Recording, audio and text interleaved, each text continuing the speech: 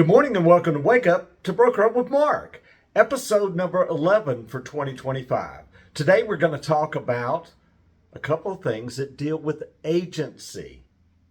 Yeah, agency. I don't think we talk about it enough, and especially how we reveal it to those that we work with in a transaction. So, in the exclusive Buyer Brokerage Engagement Agreement, on page 1, A3, Agency and Brokerage, we don't do a good job filling that out.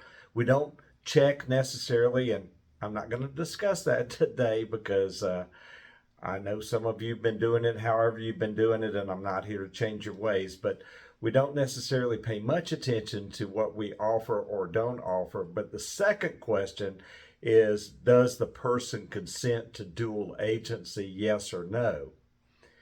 That's the one that we need to make sure we fill out and don't skip over. And the reason that this comes to our attention is because we've had a couple of situations where we ended up being on both sides of the transaction, and when we go and look at the buyer brokerage agreement, there's nothing checked in 3B, A3B. So I just want to bring this to your attention that you got to discuss agency with the person you represent, in this case talking about the buyer. Flip that over to the seller, and on page 2 of the exclusive Seller Brokerage Engagement Agreement, A6 deals with agency and brokerage. Same thing. You got to make sure that you check whether the person that's going to be listing with you consents to dual agency or doesn't consent to dual agency. Why does it matter? Because if we're on both sides of the transaction, not as dual agents, we got to make sure that everything is good, because more people will comment and will have issues if something goes wrong if we're on both sides of the transaction. And the best way to protect ourselves is with the exclusive Buyer Brokerage Engagement Agreement and the exclusive Seller Brokerage Engagement Agreement, and making sure that agency is disclosed correctly and, more importantly, talked about with the person we're going to represent. Now, we flip on over to the purchase and sale agreement, and here's something that everybody needs to listen to loud and clear.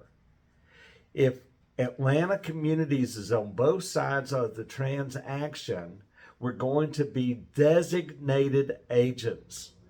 Designated agents. It's one of the choices for the buyer and the seller when you're filling out page 1 of the purchase and sale agreement. And what that basically says is, if you're in the same office, I'm representing somebody, Brenda Hardage is representing somebody else, we're designated by the brokerage to represent each of the person independently of the other. It is not dual agency.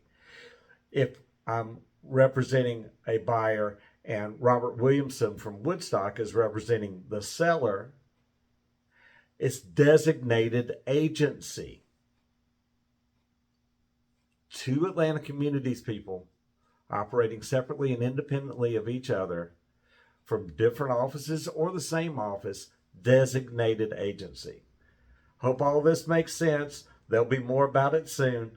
Thanks for watching. Enjoy your weekend. Talk to you soon. Bye-bye.